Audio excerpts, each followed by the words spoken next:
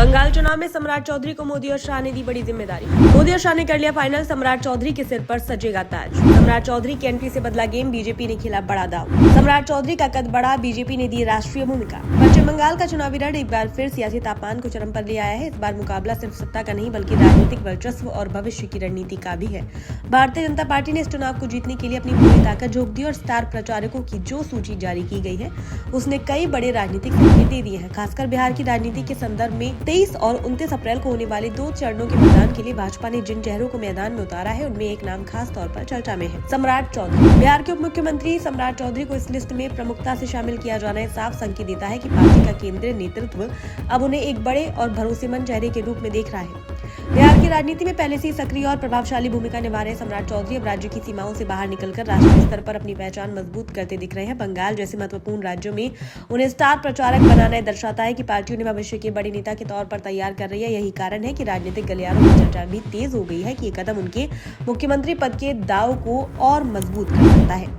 भाजपा का लक्ष्य इस बार पश्चिम बंगाल की 292 सीटों पर जीत हासिल करना है। पार्टी पूरी रणनीति के साथ मैदान में उतरी है और हर स्तर पर तैयार की गई है। सम्राट चौधरी के अलावा बिहार से मंगल पांडे और नितिन नवीन को भी महत्वपूर्ण जिम्मेदारियां सौंपी गई है। ये तीनों नेता न केवल चुनावी रैलियों में हिस्सा लेंगे बल्कि संगठन स्तर पर भी पार्टी की रणनीति को जमीन तक पहुंचाने का काम करेंगे। बंगाल चुनाव में भाजपा ने जिन मुद्दों को केंद्र में रखा है वे सीधे तौर पर जनता की भावनाओं और जरूरतों से जुड़े हुए हैं। घुसपैठ, नागरिकता संशोधन कानून यानी CAA, महिला सुरक्षा, भ्रष्टाचार और डबल इंजन सरकार का विकास मॉडल, ये सभी मुद्दे पार्टी के प्रचार अभियान की रीढ़ है। भाजपा का मानना है कि इन मुद्दों के जरिए वह बंगाल की जनता के बीच अपनी पकड़ मजबूत कर सकती है। इस पूरे चुनावी अभियान की कमान देश के बड़े नेताओं के हाथ में है। प्रधानमंत्री नरेंद्र मोदी, गृह मंत्री अमित शाह, रक्षा मंत्री राजनाथ सिंह और उत्तर प्रदेश के मुख्यमंत्री योगी आदित्यनाथ जैसे दिग्गज नेताओं को भी चुनावी मैदान में उतारा गया है। नेताओं की रैलियां पहले बंगाल के कई हिस्सों में हो चुकी हैं और आने वाले दिनों में भी इनकी सभाएं प्रस्तावित है। दूसरी ओर बंगाल की मुख्यमंत्री ममता बनर्जी भी अपनी पूरी ताकत के साथ मैदान में डटी हुई है। तृणमूल कांग्रेस इस चुनाव को अपनी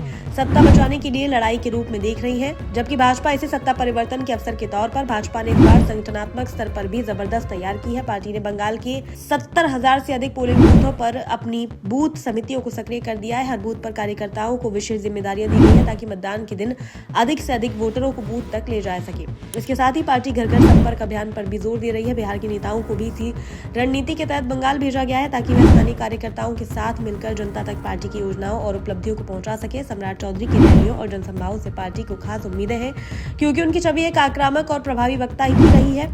राजनीतिक विश्लेषकों का मानना है कि अगर सम्राट चौधरी बंगाल में पार्टी के प्रदर्शन को बेहतर बनाने में सफल होते हैं तो ये उनके राजनीतिक करियर के लिए एक बड़ा टर्निंग पॉइंट साबित हो सकता है। इससे न केवल उनका कद बढ़ेगा बल्कि बिहार की राजनीति में भी उनकी पकड़ और मजबूत होगी।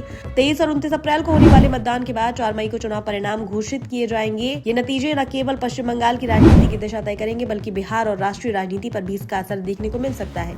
कुल मिलाकर पश्चिम बंगाल का चुनाव कई मायनों में खास है और एक ओर जहां भाजपा इतिहास रचने की कोशिश में है, वहीं तृणमूल कांग्रेस अपनी सत्ता बचाने के लिए हर संभव प्रयास कर रही है। इस सियासी जंग में बिहार के नेताओं की भूमिका भी अब बेहद अहम हो गई है और इस पूरी कहानी के केंद्र में है सम्राट चौधरी, जिनकी राजनीति अब एक नए मुकाम की ओर बढ़ती नजर आ रही है।